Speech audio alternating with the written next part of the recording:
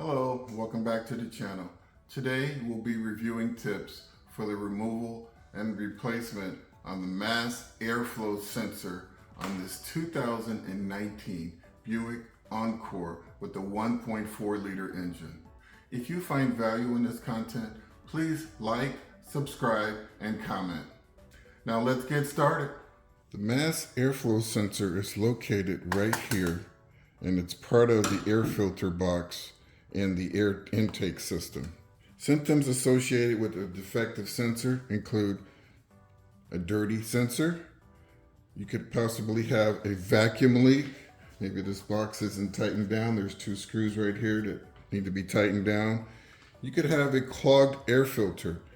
You're also going to have the ever-present engine code P0101. So if you have that code, chances are you have an issue here. But we're going to go through a couple of things that maybe you can clean it out, test it, dry it, and then put it back in, and maybe the code will go away. So let's go ahead and walk through it. So one of the things you always want to check is make sure that the filter is in serviceable condition before attempting to replace the mass airflow sensor. You can see I've opened the air filter box up and I'm showing you the filter. This filter is in pretty bad shape, okay? It needs to be replaced, right? If you look in here, this video was filmed in January and the moisture level in the air is very high. And what happens is if you get dirt and dust in here during the summertime, in the winter time, when the humidity level goes way up, that moisture will make whatever dust that's in here, it will make it very hard, like clay, dry clay. Anytime you have these little ridges here, that means that moisture has gotten in here somehow, and the dirt is shrinking at a different speed than the cloth material itself. And what it does is it causes it to crimp up. That's what's happening here. All right, just give you a couple of tips on filters. But I'm going to go ahead and reinstall it because I don't have another filter right now. In order to remove the mass airflow sensor, there's two screws here, so they're already loose. Just take them out like that. Now go ahead and remove what I call the blade, okay? And I like to just pull it out first while it's still connected.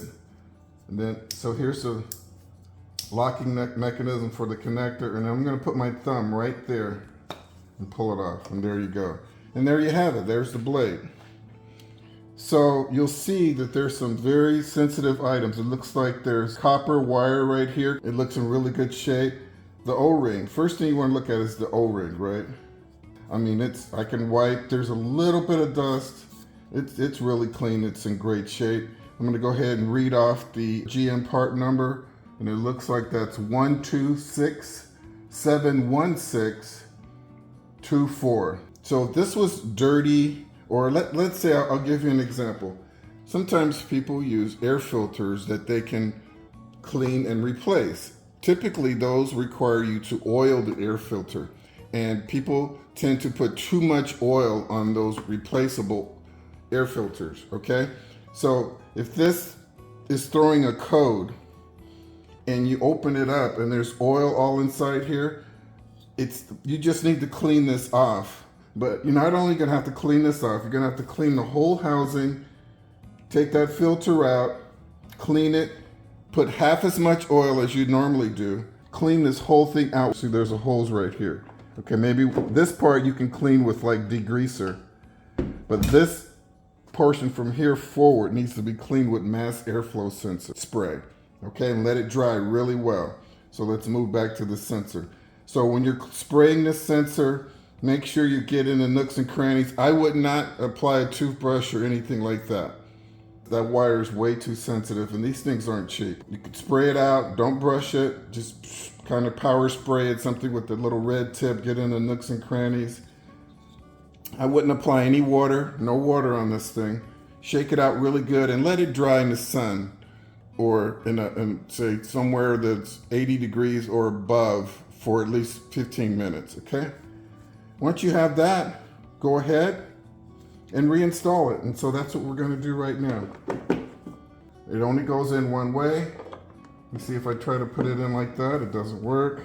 So I'm going to rotate it back around, paying special attention to the O-ring, and there you have it. It drops right in. So I located my 2 screws here. I'm just going to hand tighten them now. You guys don't need to watch me tighten screws. Okay, but they're in place. There you go. So now let's get to this connector here. Notice that the locking mechanism is in the out position. And so I'm going to connect it. Listen for the click. What? Would I breaking my rule there? So look in there and make sure that that rubber gasket, and looks like a white rubber gasket. Make sure it's not deformed. Okay, and that one looks like it's not deformed. So let's go ahead and stick it on. And wait for the click.